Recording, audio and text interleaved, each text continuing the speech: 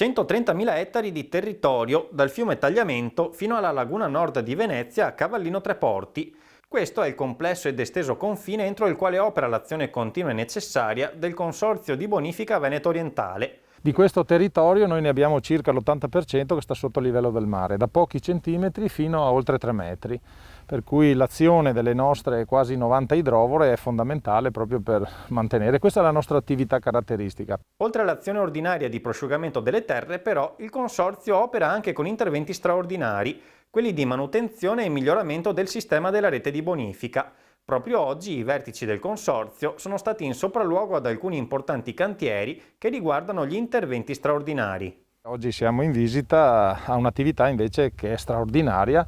con risorse che vengono dalla Comunità Europea, dallo Stato e anche dalla Regione Veneto. Siamo in un giro di verifica di alcuni cantieri che riguardano sia il piano di sviluppo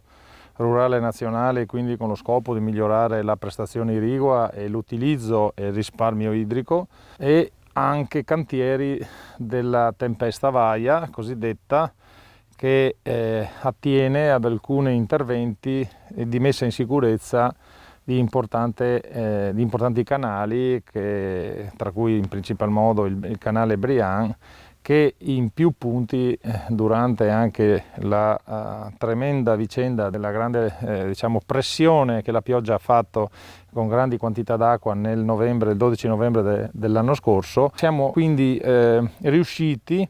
a far partire 14 cantieri, di cui oggi ne abbiamo visitato 4, alcuni sono già in fase avanzata, alcuni tipi di lavori sia sul PSRN che sulla tempesta Vaia hanno già concluso, sono in fase di conclusione dei lavori, quindi il merito va alla capacità del Consorzio di progettare ma anche di realizzare i progetti.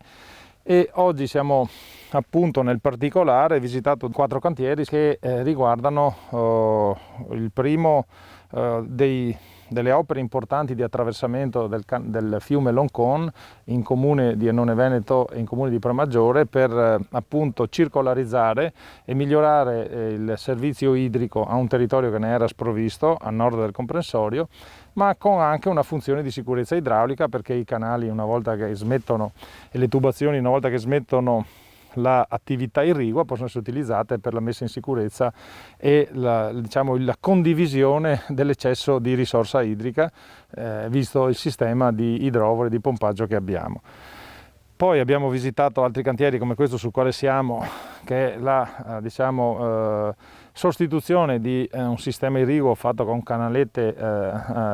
esterne, la messa a dimora di tubazioni importanti che migliorano la distribuzione e l'utilizzo dell'acqua con il risparmio idrico. E abbiamo visto, come dicevo, anche la messa in sicurezza, quindi con la diaframmatura degli argini, di una parte degli argini del Brian, e con successiva rialzamento anche dei livelli arginali, proprio per permettere a chi abita quei territori di avere una sicurezza ancora maggiore.